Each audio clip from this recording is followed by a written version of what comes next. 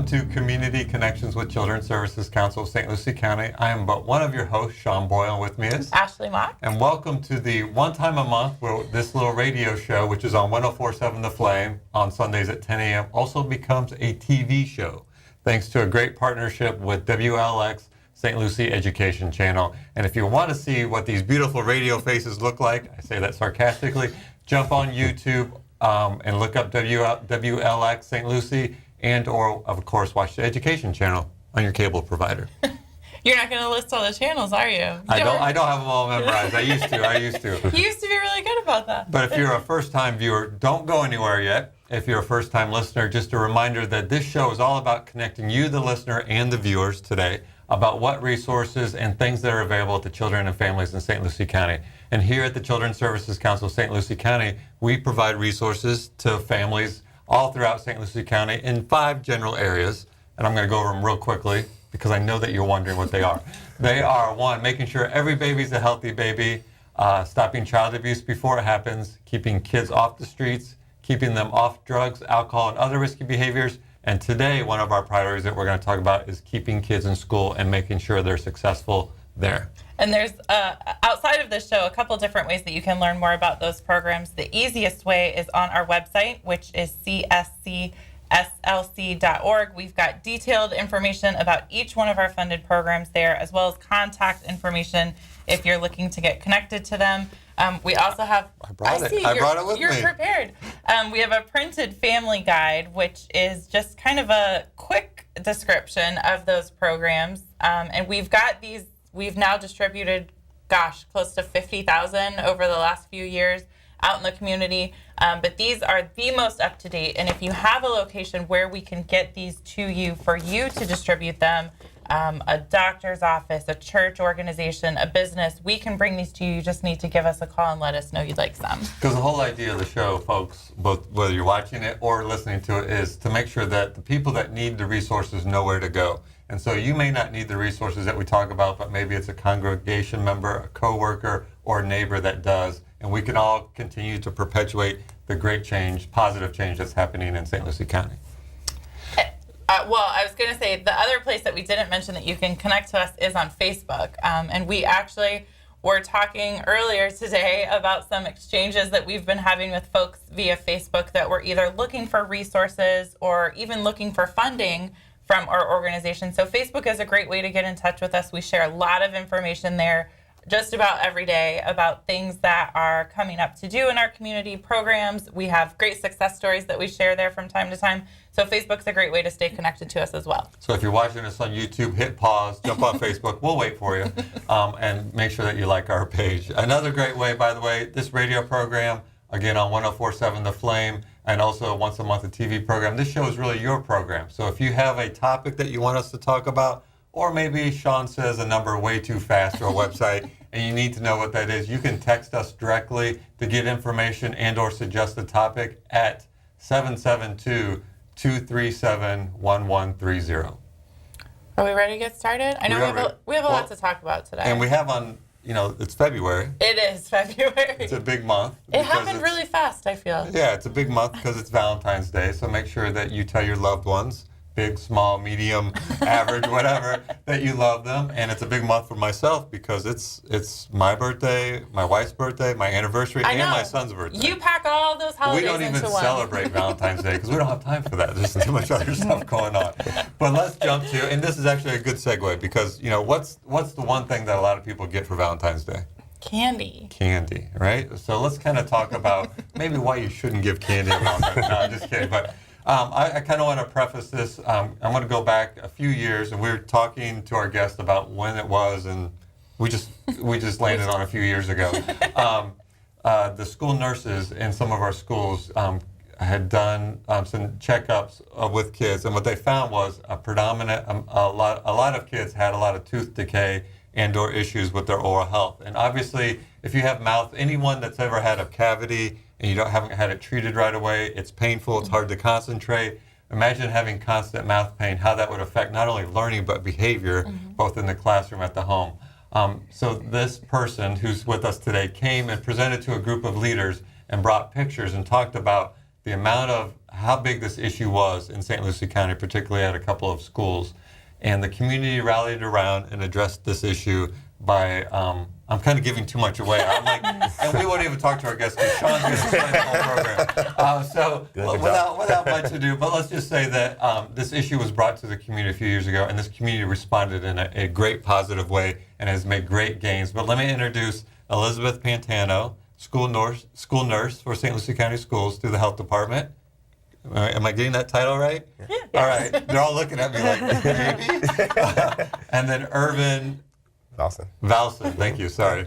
Ervin Valcin with the Hands Pediatric Dental Clinic. Yeah.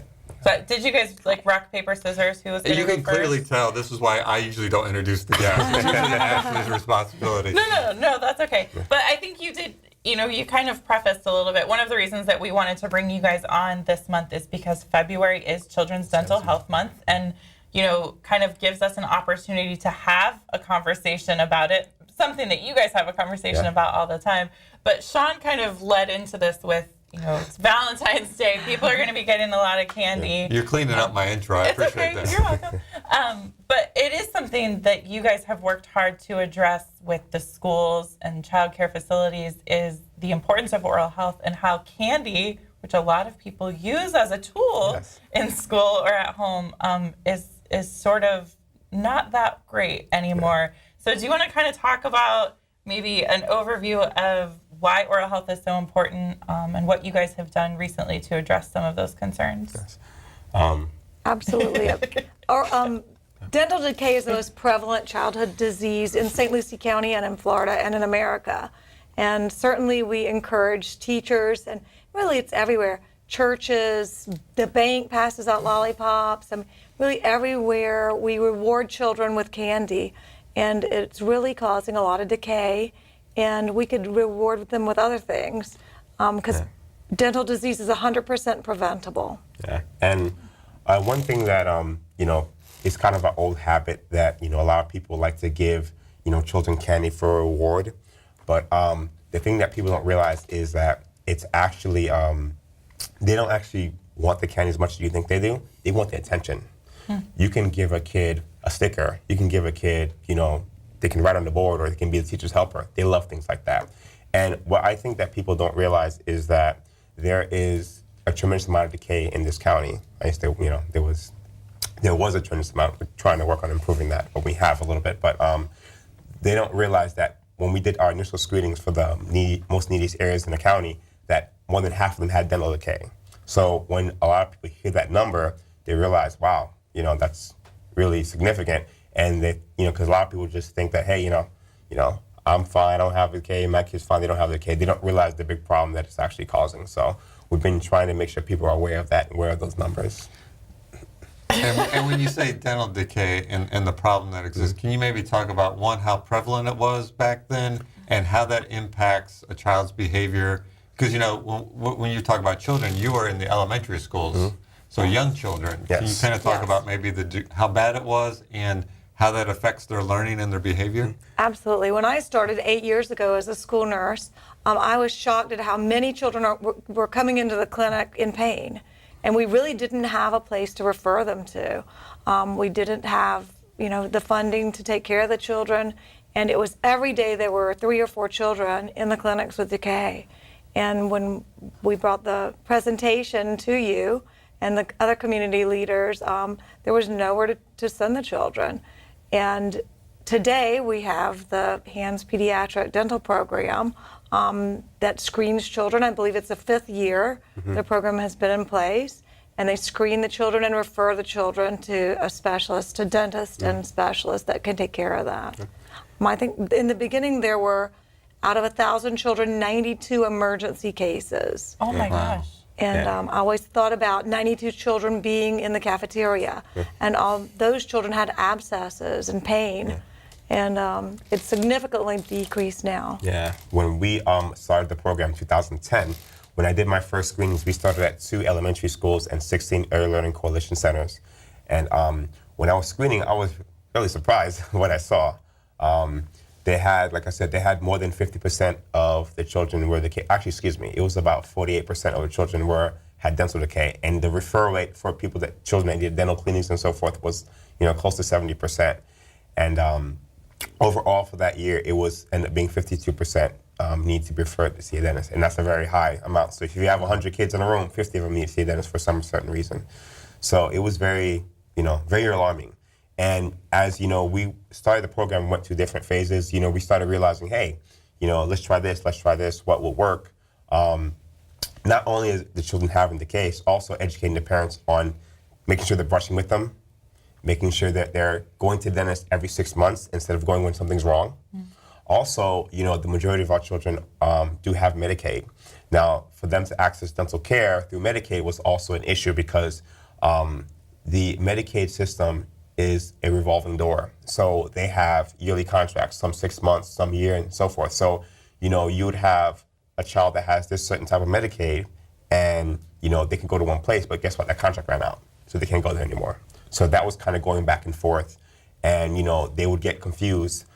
In addition to that, if a child needs to see a specialist where they couldn't go for the initial dental provider, they had to go maybe to another county or somewhere else to find services, and it was hard for them to do that. So one of the things we did through the years is we've always, kind of changed the way we did things to suit the parents and, the children. And now what we've done is, we do our screenings, we get the letters, we look up what Medicaid they had, if they have Medicaid. We put that on the referral letter so they know where to go. And so we get a list of that. In addition, and these are for all the children that failed the screening. In addition to that, we are now making phone calls to the children to see if they did go to the dentist, did they get the letter, did not get the letter, do they need some assistance, and things like that. And that has helped a lot of people. We've helped a lot of people get to the dentist that way. And we've called people and said, yes, I went there, I went to my provider, I didn't see a specialist, where do I go? And then we can look up their insurance and so forth. We have a number of children that are uninsured that need assistance. We have children that are insured, but their out-of-pocket expenses are too high, they can't pay for it. So, we've done a lot of work with that, with the referral process, and we're still working on it. But, what we're doing right now is working really well, and we're, getting a lot of children, referred. So far this year, we've seen over 6,000 children from the beginning of September. And, we've had a list that we've made that that need to see a dentist. We call all those the uninsured. We're working on getting those to Give Kids a Smile, which is a program where volunteer dentists see kids, and then we'll slowly start working down that list. So that's the process we're doing now, but we're always looking to change and get better and try to help out more. So. And your clinic, when you say you serve or examine 6,000 children, you're mobile. Yes. You're going to the schools, exactly, to the yes. child care providers, Yes. and predominantly K through 8 schools. Yes. Or, and then obviously child care sites. Yes. So let's kind of dispel some myths. So maybe there's some parents, grandparents listening, and they're like, oh, my child has baby teeth. They're going to fall out anyway. Why should I be so concerned? Okay. I mean, I don't want to assume that everybody knows what to do because I'll be honest with you, when I first became a parent, that was kind of in the back of my mind. I'm like, those teeth come out anyway, right? So maybe talk a little bit about that. Okay, so the idea that they're ready to come out, okay? First of all, they need teeth to talk. They need teeth to chew their food, okay? They want to be comfortable just like you are. So if you have a tooth that's hurt or a cavity, you don't want to live like that. So a child, especially at a younger age like that, doesn't want to live like that. We have children that, are at 3 years old, 2 years old, 4 years old. They have more than half their teeth decayed out, and they're eating in pain and so forth. Now, you say they come out, they're going to come out anyway. Well, the idea is also, when are they going to come out? So you have your front 4 and bottom 4, they come out between 6 and 7. And then it goes back to 7 and 8. Your molars, you won't get them out until you're 10 years old, 11 years old, and you need those teeth to match your food. So the idea that, they're going to come out anyway, they're still going to be in pain for a very long time. They still need that, those teeth to talk. They still need those teeth for your permanent teeth to come in properly. So those are spaces for that also. So the idea that's the case is not accurate. So let's break some other myths then. So what is some of the what are the mistakes people make when brushing, for example? Okay. So the main mistake that parents make when brushing is letting your kid brush by themselves. So you think that, hey, they're 5 years old and you can have big kids. That's not the case. For a child to have the dexterity to brush your teeth by themselves, it takes teaching and it takes practice. So when you're brushing your teeth, you should be brushing for 2 minutes. You have to have your toothbrush at a 45-degree angle to make sure you're getting, by the gum line and so forth, and you're supposed to get all the surfaces. To ask a child to do that is going to be something very difficult. They're going to miss some spots. And you're also assuming that the parent is doing it well too, which is probably highly unlikely. Yes, yeah. So when you have little children like that, the first thing you want to do is do it at an early age. As soon as they start getting teeth, start brushing their teeth. They'll get used to it, enjoy it. And then you'll get to the part where they want to do it themselves. What you do is you compromise with them. That's what I do with my kids. I compromise with them. You can just say, hey, I can do some of it, you do some of it. And then that way they can get their full brushing through you, and then they can learn themselves. I have a 4-year daughter. She brushes pretty good. I mean, she can get the molars and everything else, but they still need practice. You still need to watch them. You need to monitor that, and also taking the dentist every 6 months to get their cleanings. So, that's one of the big mistakes that happens is, the parent thinks that, hey, they can just do it themselves. They don't have the dexterity to do it, so. And I'm all about breaking the myths here. What about toothbrushes? How long should a toothbrush last? A toothbrush lasts 3 months, or when the bristles are bent or worn out. Now, even if the bristles do not look like they still look okay, the effectiveness is not there. It's the same idea when you're scrubbing a deck. You have a brush that you use, and after a while, when the bristles are sprayed out, it doesn't really scrub that well. Or when the bristles are not as strong, they're kind of weak, but they still look good, it doesn't work as well. It's the same idea with the toothbrush. And 1 toothbrush per person. Yes. No sharing. Listen. Yes.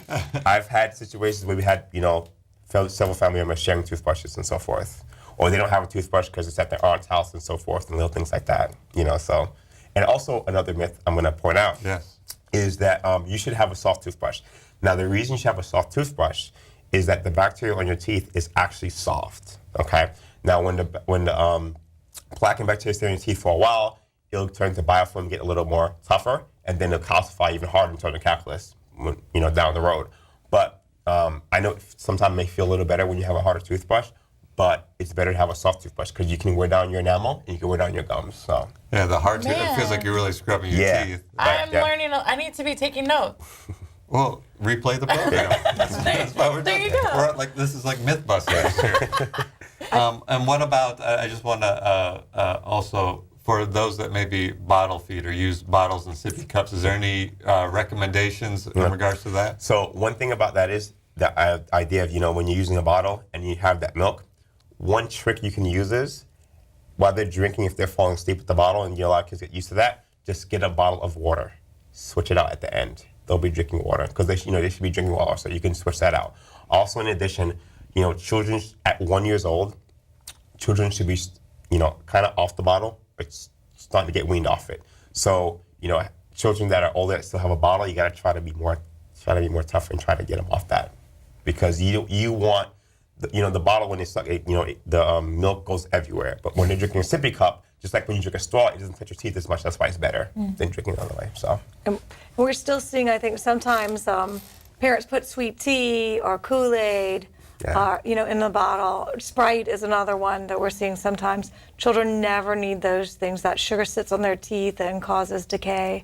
Another thing is too much juice. Yeah. A child should have, I think it's 6 ounces of juice a day, and no more. And they should drink that with a meal because there's a lot of sugar even in natural juice. Yes. And you think about it, if you're drinking a lot of juice, if you're drinking orange juice, for example, right?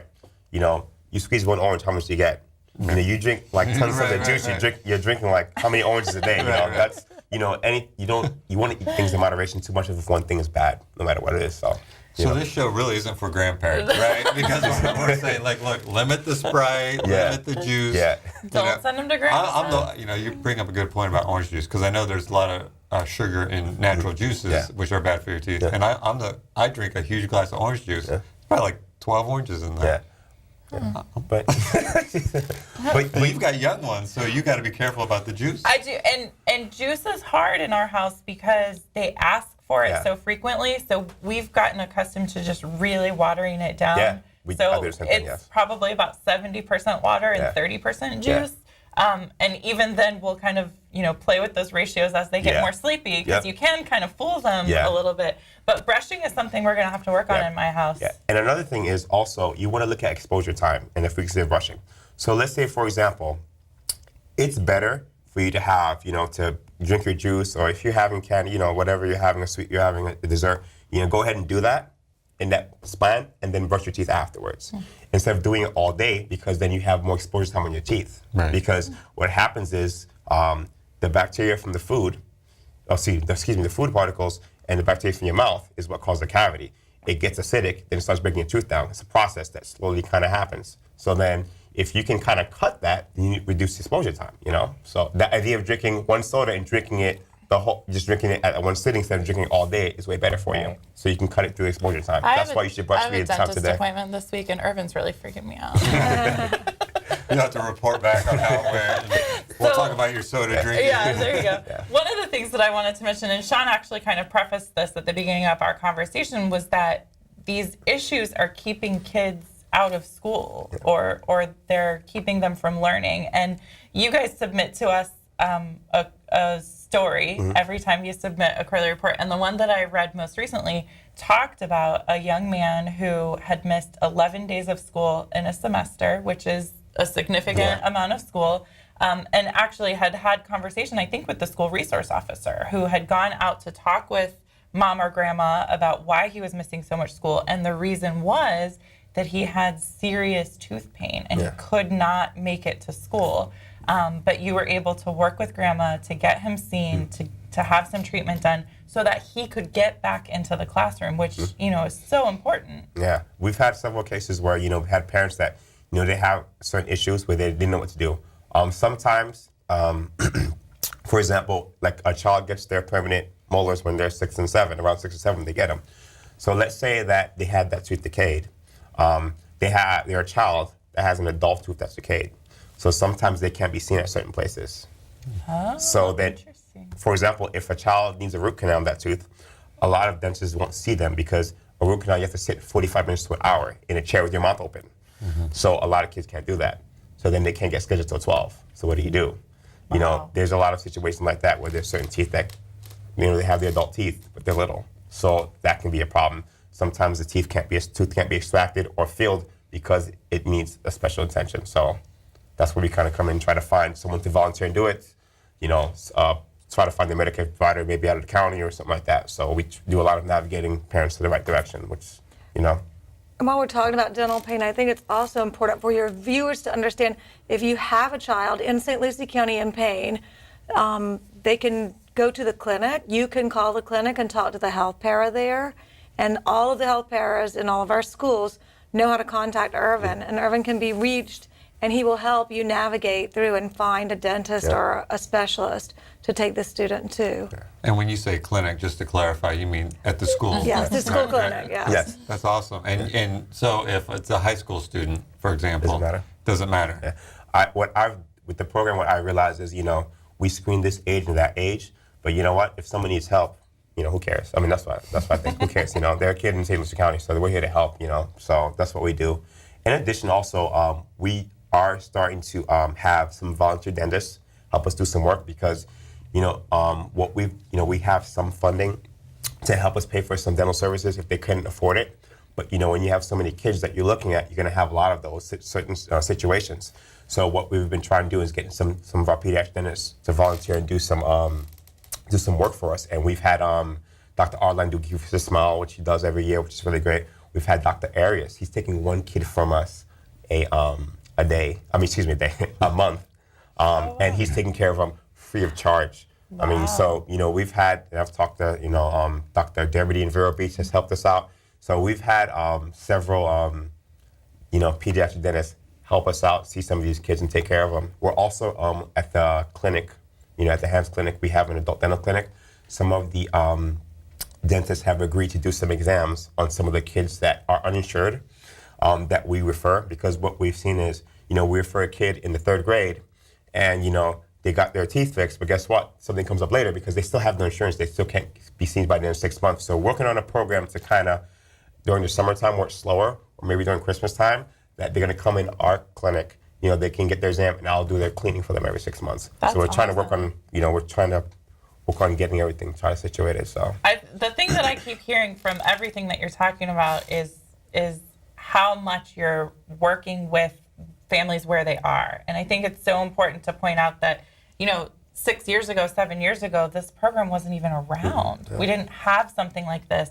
And the impact that you've been able to make for the kids in our schools, for the families that are, having to deal with the behavior problems and the problems at school is just huge. And being able to pull all of those people together, not just the Oral Health Coalition or the Hands Clinic, but local pediatric dentists who are also willing to come in and kind of provide time and work with families, it's awesome. And we've connected with emergency departments at Lawnwood Medical Center and St. Lucie Medical Center, and they're actually referring their pediatric patients that are coming into the emergency departments in dental pain to the Hands Pediatric Dental Program. Nice. Yeah.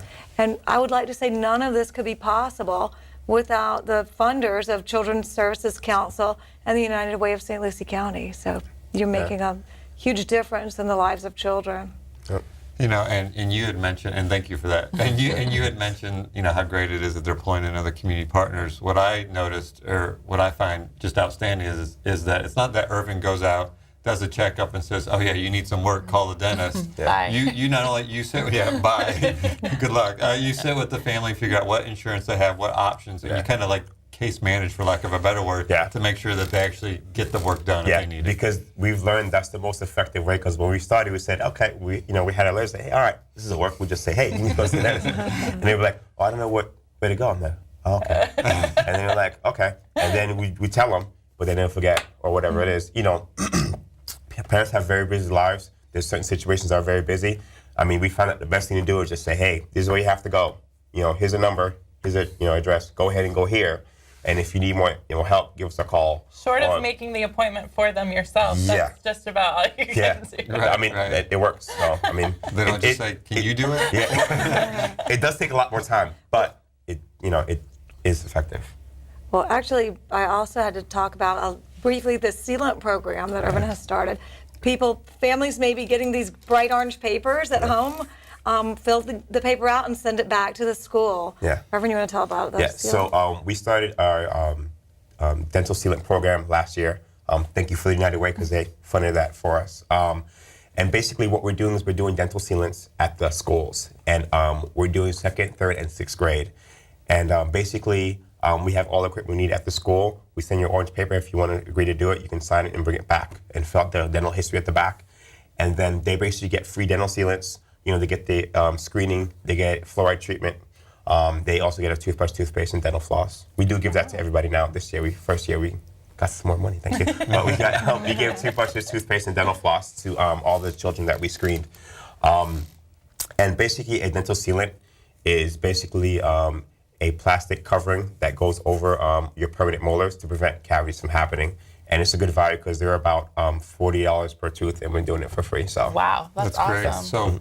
So parents, make sure you go through all those paperwork that your child brings home in the backpack, and look for is it bright orange? It's bright orange. Bright yes. orange paper. Make sure you sign up and get that sealant, because that's a great way to help prevent a lot of what we just talked about. All right, we are about out of time. You have anything you want to add? Nope, just a reminder, we'll post all of this information as well as contact information for the Hands Clinic and Ervin if people are looking for a way to get connected. Thank you, Ervin and Beth, for coming on. thanks for having us. And you're welcome for all those toothbrushing tips. A reminder that this is a weekly radio program, a monthly television program, so make sure you check it out. And a reminder that it's our children, our community, our future.